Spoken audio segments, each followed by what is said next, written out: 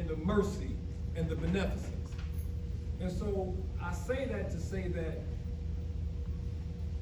you know, we define hip hop as being truth without boundaries.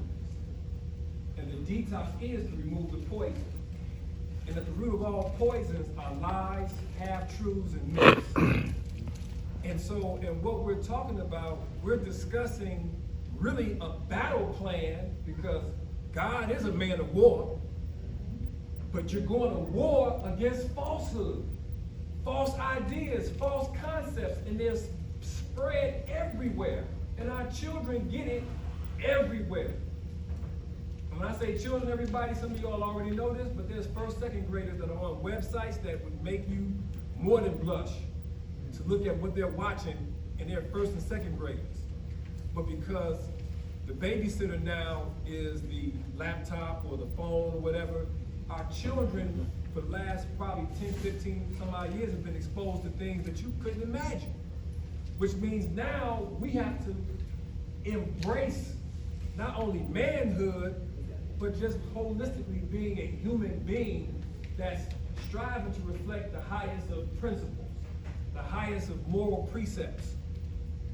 Because the reality is that since the hand that rocks the cradle rules the world, if you don't agree with how they rocking it, then you gotta stop them from rocking it. Because they're not gonna stop it. As much as we talk about the school to prison pipeline, as much as we talk about sex trafficking, as much as we talking about all the different things that happen in the hood, the reality is that these are industries that make money off of this.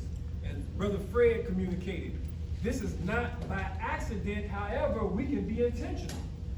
So whatever they plan, but the Most High is the best of planners.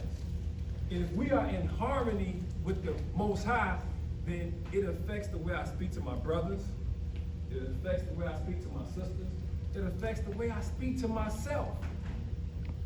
Because lastly, I'll say this, a lot of times we're dealing with our youth, when you don't identify self-hatred in them, I don't care if you try to teach them coding, you trying to teach them how to, run a drone and do digital photography. If you don't like you, yeah, you talking about all the haters you got, all the ops you got. But if you don't like you, you don't love you, then all the drama that goes on that they get involved in, they'll come home and commit suicide. Whether it's a slow form of suicide or a fast way. But they'll do that because they don't have no real understanding of who they are, whose they are, why they're here. I think you're talking about purpose.